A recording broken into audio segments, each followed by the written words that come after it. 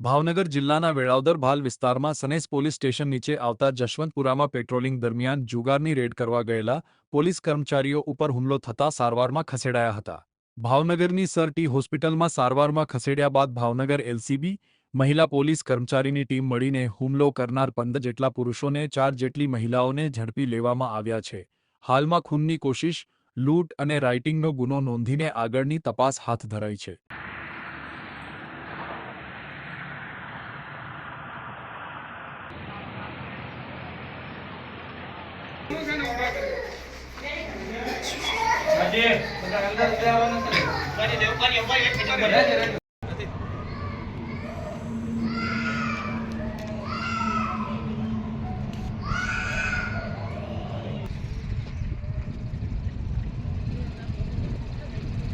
ખૂબ જ નિંદનીય કહી શકાય કે ભાવનગરની પોલીસ જ્યારે પોતાની ફરજ બજાવી રહી હતી અને એ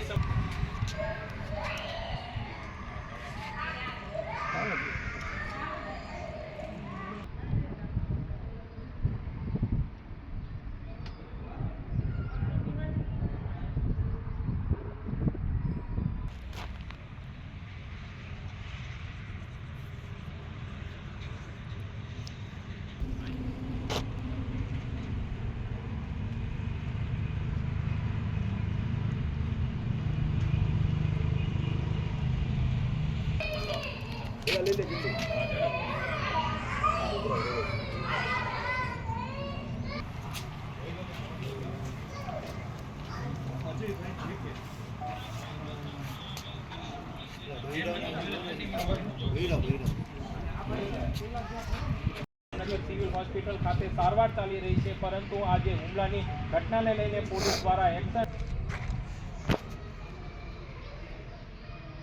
કરી અને આ જે તમામ ઈસમો છે તેમની ધરપકડ કરી લેવામાં આવી છે. અન્ય જે 4 મહિલા છે તેમની પણ ધરપકડ કરી લેવામાં આવી છે, પરંતુ જો પોલીસ ઉપર અને આગળની તપાસ સનેસ પોલીસ દ્વારા હાથ ધરવામાં આવી છે. સમગ્ર ઘટનાને લઈને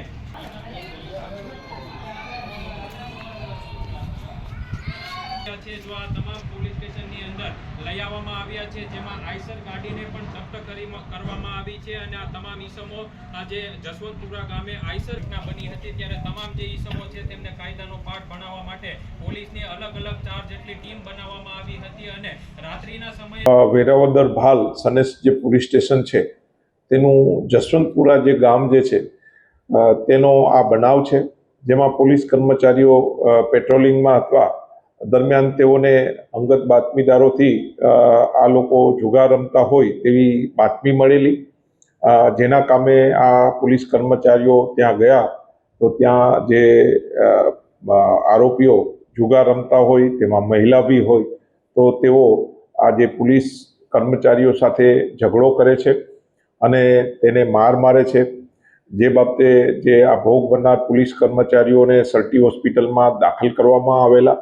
અને તેઓની ખૂનની કોશિશ, લૂંટ અને રાયોટિંગનો ગુનો દાખલ કરવામાં આવેલા છે. આજે માનનીય એસપી સાહેબ શ્રી નીતિશ પાંડે સાહેબ જે છે આ કામના જે મુખ્ય જે ફરિયાદી જે છે લકીરાજસિંહ, તેની ખબર અંતર પૂછવા માટે બી સરટી હોસ્પિટલમાં આવેલા છે. આ કામે જે 15 જે આરોપીઓ જે છે પુરુષ, તેઓને જુદી જુદી જે એલસીબીની ટીમ, સીપી વાઘેલા જે છે ગંગાજળિયા પોલીસ સ્ટેશનના, તેની એક ટીમ અને લોકલ પીઆઈ જે છે તેની એક ટીમ અને મહિલા પીએસઆઈજી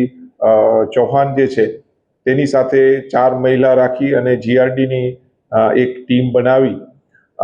કોમ્બિંગ કરી અને તમામ જે આરોપીઓ જે છે તેને હસ્તગત કરી અને હાલમાં તેઓને અટક કરી લીધેલા છે.